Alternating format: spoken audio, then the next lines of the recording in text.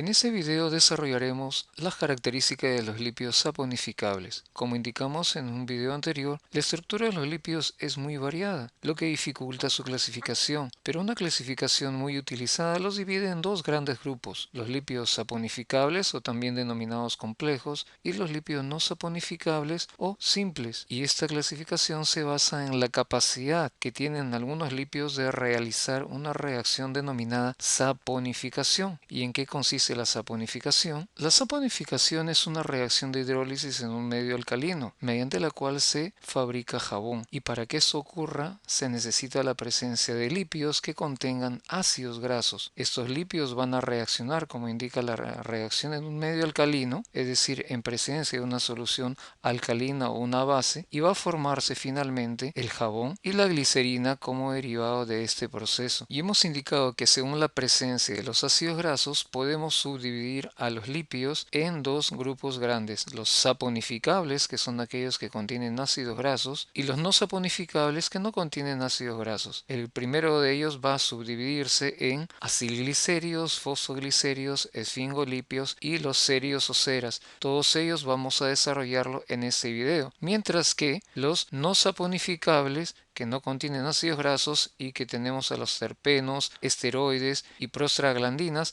será el tema del siguiente video. Iniciemos la revisión de los lípidos saponificables. Dentro de ellos vamos a encontrar a los acilglicéridos. Esas moléculas están formadas por la unión de 1, 2 o 3 moléculas de ácidos grasos que van a estar unidas a una molécula de glicerol. El glicerol es un alcohol que tiene 3 grupos oxidrilos, 3 grupos OH, como vemos en ese esquema, y van a unirse estos grupos OH a 3 ácidos grasos a través también del grupo OH, que forma parte del grupo carboxilo de cada uno de estos ácidos grasos. ¿Y cómo ocurre esta reacción? El glicerol, o también denominado glicerina, reaccionará con el ácido graso. El grupo OH del primer carbono del glicerol reacciona con el grupo OH del grupo carboxilo del ácido graso. Esta reacción se realiza a partir de un enlace éster entre estas dos moléculas y liberando además una molécula de agua. ¿Qué es lo que se va a formar? Esta molécula que estamos observando en el esquema corresponde a un monoacilglicérido. Si el segundo carbono del glicerol o glicerina reacciona con otro ácido graso a través de un enlace éster y liberando también una molécula de agua, estaremos formando un diacilglicérido. Si finalmente el tercer carbono del glicerol reacciona con un ácido graso a través de un enlace éster y liberando agua, estaremos en presencia de un triacilglicérido. Los triacilglicéridos se diferencian de acuerdo con el tipo y posición de los 3 ácidos grasos que poseen. Se denominarán triacilglicéridos simples si los 3 ácidos grasos son del mismo tipo, mientras que los triacilglicéridos mixtos van a ser aquellos que tengan 2 o 3 tipos de ácidos grasos formando parte de su molécula. Los acilglicéridos presentan ciertas características, como por ejemplo aquellos compuestos que contienen 1 o 2 ácidos grasos, como los monoacilglicéridos y los diacilglicéridos, se encuentran en pocas cantidades en la naturaleza, y la función principal que ellos cumplen es la de actuar como intermediarios en el metabolismo de aquellos lípidos que contienen glicerol. Por otro lado, los ácidos grasos van a almacenarse en plantas y animales en forma de triacilglicéridos, y un nombre que también es utilizado para denominar a los triacilglicéridos es el de triacilgliceroles. En el video anterior definimos el punto de fusión y vimos cómo ese valor está relacionado con la composición de los ácidos grasos. Así, por ejemplo, aquellos triacilglicéridos que son sólidos a temperatura ambiente se debe a que tienen un mayor número de ácidos grasos saturados, y quienes son sólidos son las grasas, por ejemplo, grasas de origen animal, como la mantequilla, mientras aquellos triacilgliceroles que son líquidos a temperatura ambiental, conocidos como aceites, ese comportamiento es debido a que tienen un mayor número de ácidos grasos insaturados, es decir, con presencia de doble enlace. Las grasas y los aceites no son puros, es decir, los triacilglicéridos contienen, como lo recordamos, 3 ácidos grasos, y esos 3 ácidos grasos en sí no son iguales. Las grasas y aceites son mezclas de diferentes tipos de ácidos grasos. Una excepción a esta regla la da el aceite de oliva. Contiene uno de los triacilglicéridos más puros. El 84% del aceite de oliva está formado por ácido oleico. Los triacilgliceroles se forman durante la reacción de una molécula de glicerol y tres moléculas de ácidos grasos. Pero esta reacción de formación de triacilglicéridos es reversible en ciertas condiciones, como por ejemplo, pueden sufrir una reacción de hidrólisis al reaccionar con el agua y producir nuevamente el glicerol y los tres ácidos grasos. Este proceso ocurre, por ejemplo, durante la digestión de las grasas en el intestino delgado por la acción de una enzima que favorece todo este proceso. Esa enzima es la lipasa pancreática. Las principales funciones que cumplen los triacilglicéridos son las siguientes, y la primera de ellas está en relación con su composición química.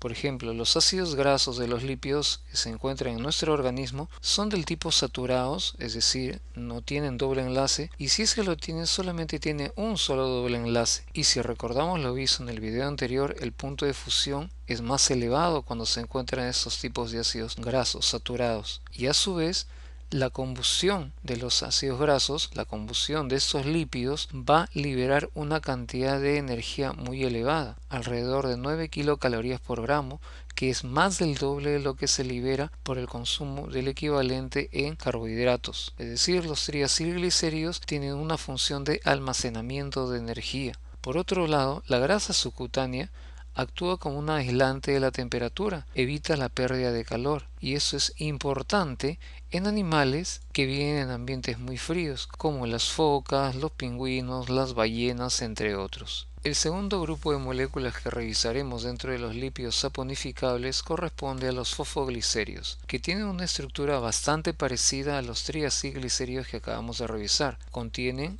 una molécula de glicerol unido a dos ácidos grasos, eso sería un diglicerio, pero el tercer carbono del glicerol está unido a un ácido fosfórico o a un fosfato, formando el ácido fosfatídico, el que a su vez puede estar unido a una molécula de naturaleza polar, dando por consiguiente la formación de un fosfolípido. Como recordamos, las membranas celulares tienen una doble capa de fosfolípidos, y los fosfolípidos tienen su naturaleza anfipática, es decir, tienen un comportamiento polar y apolar, hidrofílico y hidrofóbico debido a su composición. El glicerol, que contiene 3 átomos de carbono, 2 de ellos están unidos a ácidos grasos, el tercero a un grupo fosfato y ese a su vez a una molécula de colina o de otra sustancia. Esta zona representada por los ácidos grasos, la cola de la molécula del fosfolípido, es de naturaleza hidrofóbica, mientras que